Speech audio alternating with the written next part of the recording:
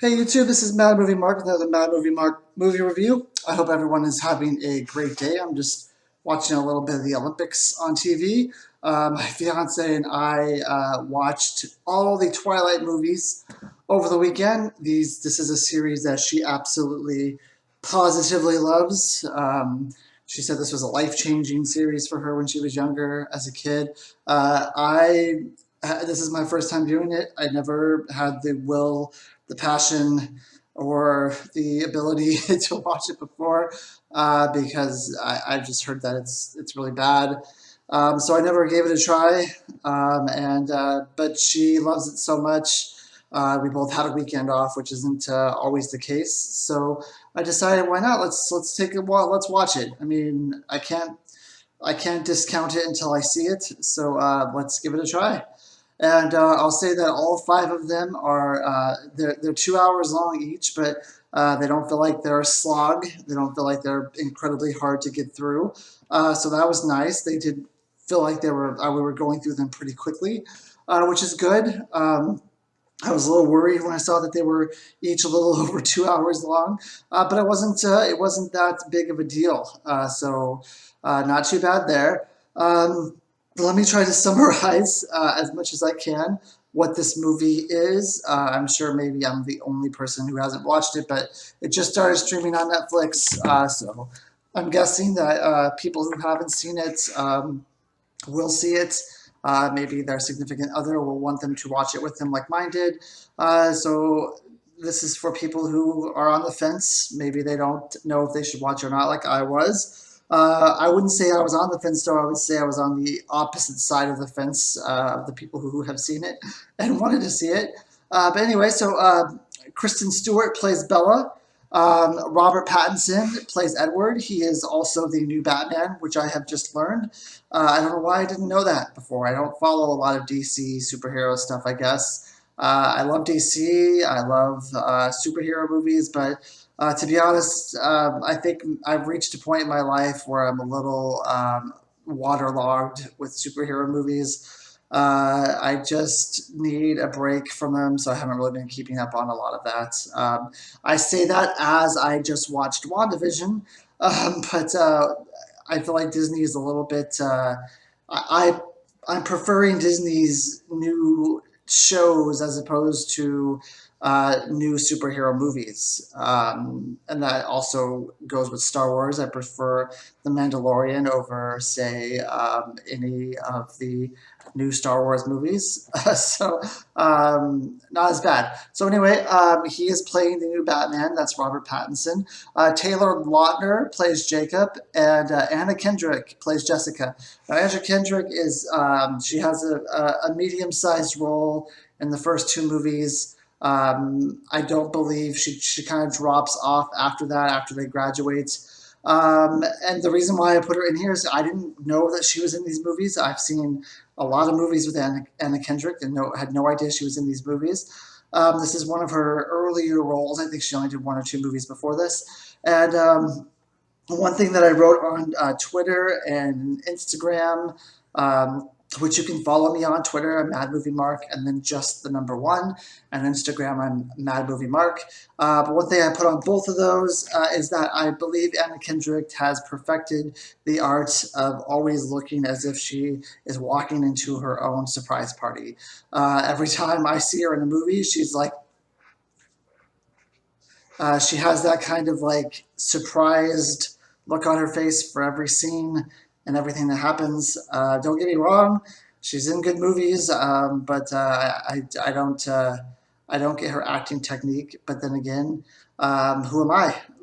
She's a famous actress, and I do YouTube videos on the side. So there you go. So Twilight, I'm gonna try to remember all that I can. I don't write material for my shows aside from the actors and actresses that are in the movies. I just make stuff up and remember stuff as I go. So we'll see how this goes. These are five movies basically that we watched. I'm not going to do a review for each one because honestly, I don't think each movie has enough substance to do a review on each, and I think that it would just be redundant to do one for each. I don't see the point in doing that. So basically, Bella plays kind of like a new girl in school. And when she gets to class, she notices this kind of like mysterious person who she is asked to sit next to, and I think a biology class.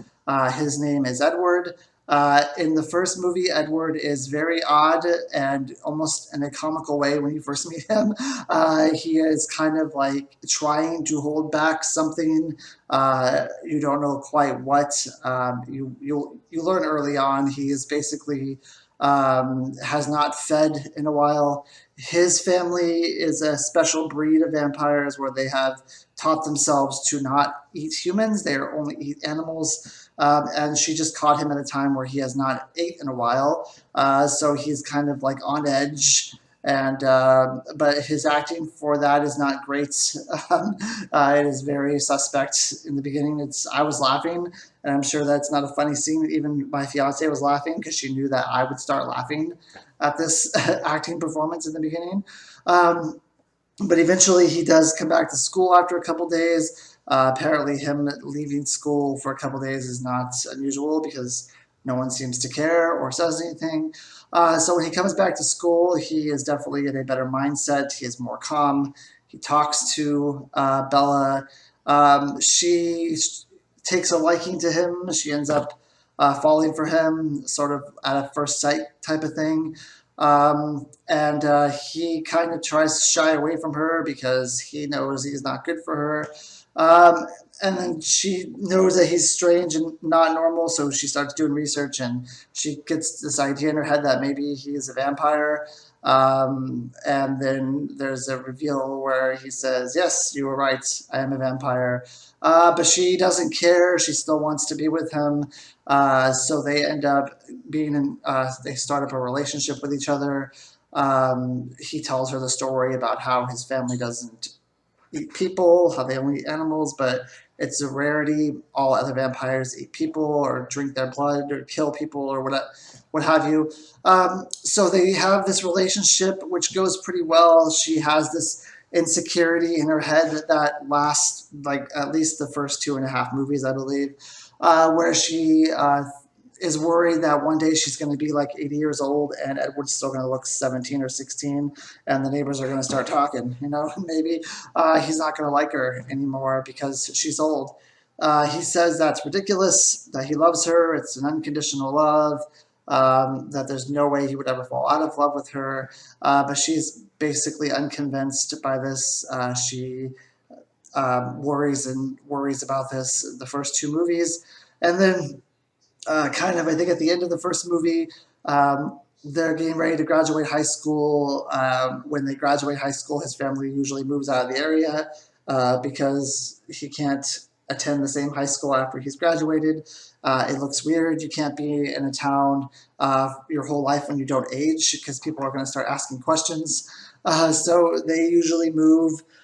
She wants to move with him, but he says it's probably best that she doesn't because he doesn't tell her this, but he wants her to live a normal life and not a life with a vampire because it's a difficult life, and eventually she's gonna pass away and he's still gonna be there, and he just wants her to have a normal life. So he goes away, and I think he plans on not coming back or whatever.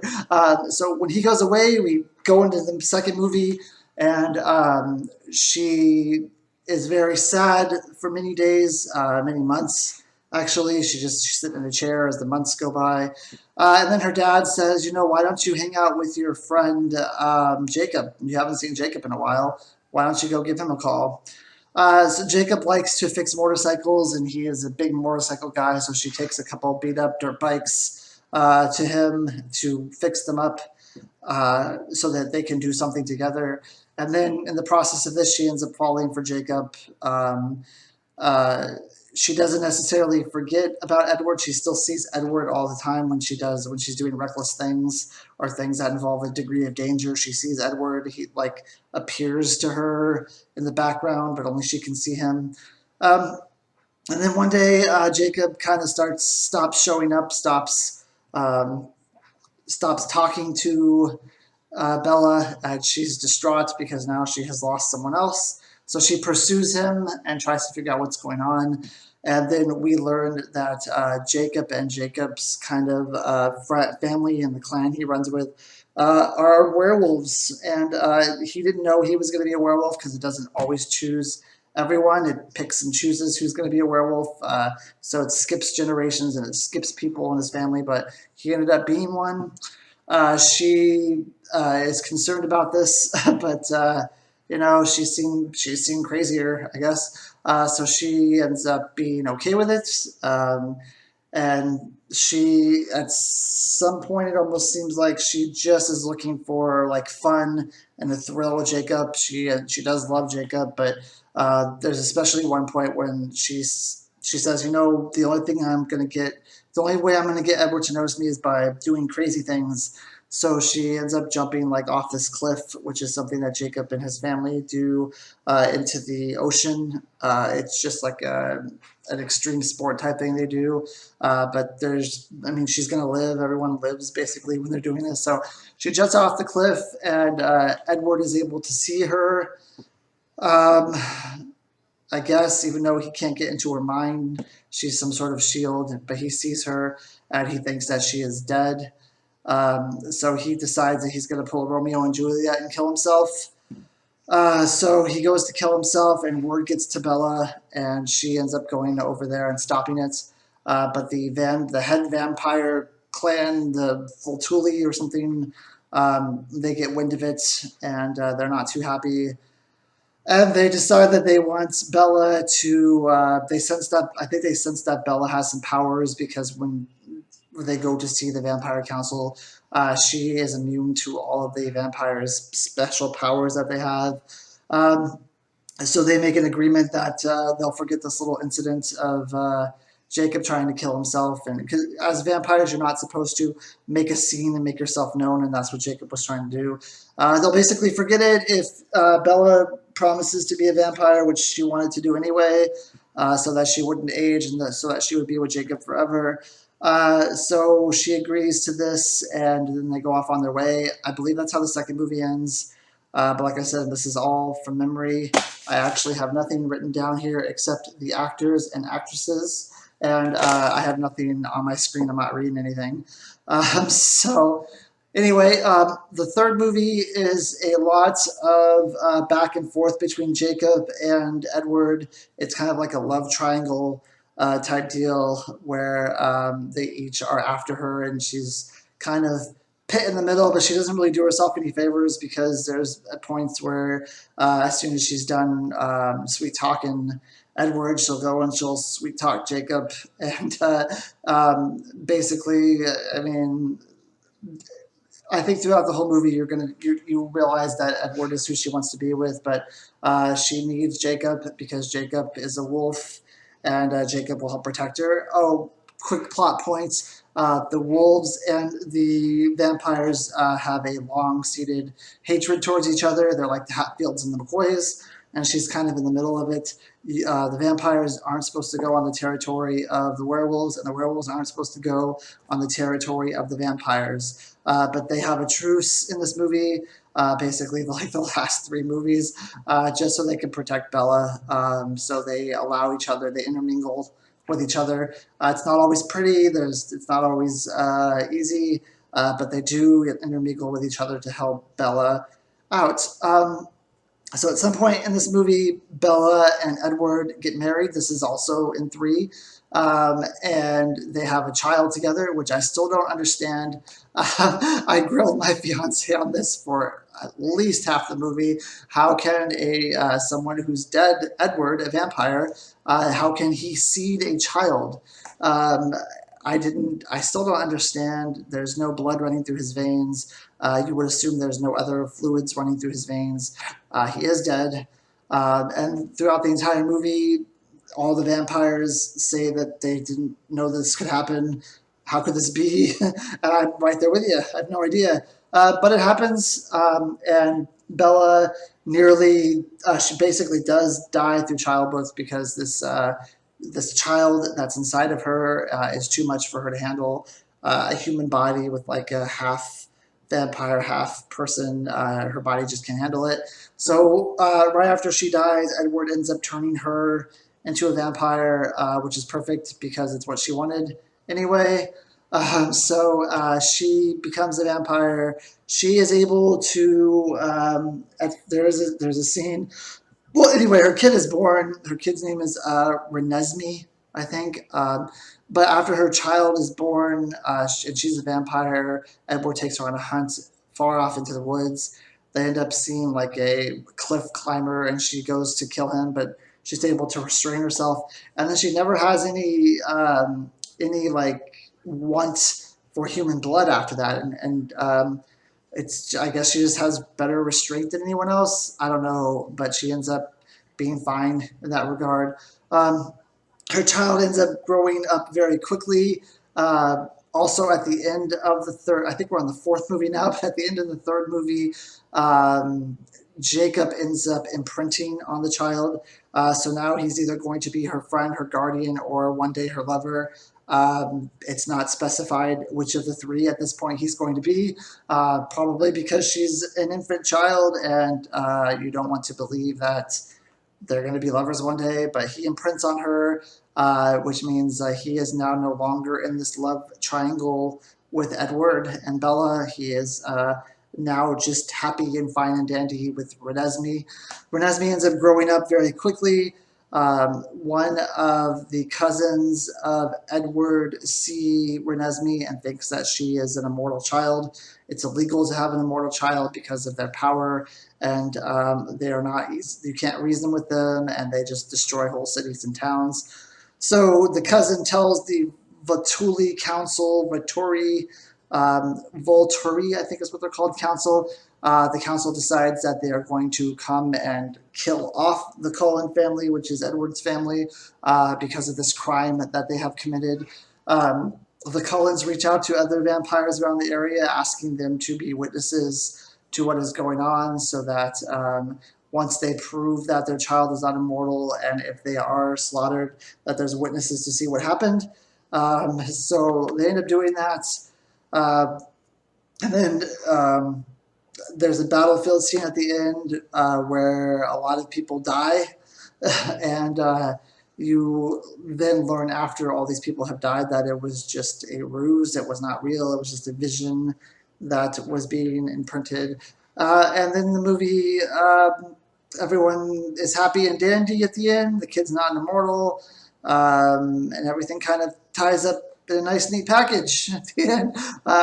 Everyone who is important lives, and everything's fine and dandy. So there you go. That's my interpretation of all five movies. Now, I know that this is my first time viewing it. I'm not a huge Twilight fan. I'm not a huge Twilight person. There are plot points that I probably got wrong. There are things that I did not state correctly.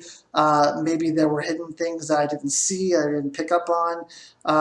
But this is just my first time viewing it, then my point of view of what happened, and then everyone just realizing that I tried to review 5 minutes or five movies in a 12-minute 13-minute time frame. So please give me some leeway. I know a lot of people love this movie. This is a big deal for a lot of people, and I'm not trying to take away anything from it. I'm trying to give it all due respect and everything that it deserves. Don't hate me if you don't like that review, but that's all I got. So what did I think about the movie? I went into the movie with no expectations at all. My expectations were probably that it was going to be really bad and that I was going to hate it, and probably that I thought it was going to be some of the worst movies ever made. But I was wrong. I did not hate the Twilight Saga. I'm just as surprised as anyone else saying that. I didn't love it. I didn't hate it. I thought it was good. The first movie, definitely the acting was not good. The second movie, it got better, and it gradually got better. My big complaint about the movie is the music in the movie. I absolutely hate the music. It's all kind of like very slow melody. The lyrics in most of the songs, especially later on in the 3, 4, and 5, are just terrible. It took me away from the movie a lot because I was laughing. We have subtitles on, and I was laughing at the lyrics of the movie of the songs. The music is just bad in my opinion, and if it's one thing that's going to take me out of the movie and say that these movies aren't as good as they could have been, it's definitely the music. The music was terrible. At first, my fiance is Team Edward. At first, I was Team Jacob. I prefer Jacob's storyline. I played a lot of World of Warcraft when I was younger, for like 11 years, and I played a druid, and they would also be like changing to bears and changing to different creatures. I love those type of characters in in movies, the kind of like that different creatures, nature type of things. So there was a lot of nature scenes with these characters. I absolutely love Jacob's storyline. I love I love his kind of the struggle he had with his family. I was Team Jacob until the end when you realize that Jacob is happy. I felt like in a lot of ways Bella was using Jacob to get what she wanted with Edward, and I think that's why I was rooting for Jacobs because I felt like he was being used. But then at the end, he's perfectly happy where he is. The life that he has now with Renesmee, and then I think at the end you realize that she should be with Edward. That's who she wants to be with, and I think by the end of the movie, everyone should be Team Edward, not because I particularly like him more, because I don't, and not particularly because I like their love story more, because I don't, but just because that's at the end that's what the movie tells you it should be, and that's the way it works out. And if it worked out where she was with Jacob, then it wouldn't have wrapped up as well. So I think Team Edward is probably where it should be. Uh, Again, this is an outside. I'm an outsider, but that's just my opinion. Um, Anna Kendrick, like I said, she's basically very Anna Kendrick in this movie. The I don't have his name in front of me, but the guy who played Aro was also in the movie The Queen, which I also reviewed. He played the Prime Minister, I believe. My memory's going, but he was very good as well. The father in this movie was very good. There are solid acting performances. I think if you go into this movie realizing that it's not an Oscar worthy movie, that's just supposed to be fun. The target audience for this movie are teenagers, and I think teenagers will enjoy it. And and it's good for what it is. It's they knew who their target audience was. I think they did a good job at marketing and creating the movie towards the target audience. Sure, there are better movies out there. I mean, it's not Lord of the Rings, it's not Star Wars, but those were also targeted towards different people. So this movie does what it needs to do. I mean, clearly it made a ton of money. I don't Obviously, Kristen Stewart went on to do other things. Robert Pattinson is Batman. Anna Kendrick is a big actress now, so it did launch careers. The storyline, I did get a little. I thought that it was getting a little ridiculous, mostly through like the third and fourth movie. I thought that things were dragging on a little too much. I thought that the first two movies did a really good job of telling us like Jacob and Edward, and that there's tension between the two, and that they both like her, Bella, and I just felt like three basically focused on that a lot, and I felt like that the love triangle was stretched out a little too much for my liking.